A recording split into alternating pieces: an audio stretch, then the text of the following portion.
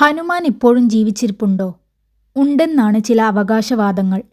ശ്രീലങ്കയിലെ കാടുകളിൽ കഴിയുന്ന മാതംഗ എന്ന ആദിവാസി വിഭാഗത്തിന്റെ അവകാശവാദം ഹനുമാൻ വർഷങ്ങൾ കൂടുമ്പോൾ തങ്ങളെ കാണാനെത്താറുണ്ടെന്നാണ്.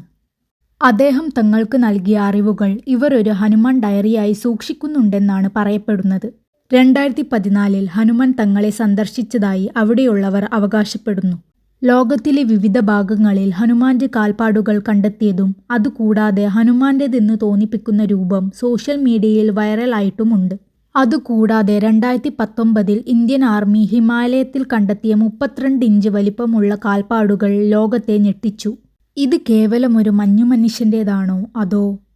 ചില പുരാതന സ്ഥലങ്ങളിൽ ഹനുമാൻ നടത്തിയ യാത്രകളെക്കുറിച്ചുള്ള രേഖകൾ ഇപ്പോഴുമുണ്ട്. ഹിമാലയത്തിലെ ഗന്ധമാദ പർവ്വതങ്ങളിൽ അദ്ദേഹം ഇപ്പോഴും താമസിക്കുന്നുണ്ടെന്നും അവിടെ അദ്ദേഹം ആഴത്തിലുള്ള ധ്യാനത്തിലാണെന്നും പറയപ്പെടുന്നു. ഇതിനെക്കുറിച്ച് നിങ്ങളുടെ അഭിപ്രായം എന്താണ്? കമൻ്റായി അറിയിക്കൂ.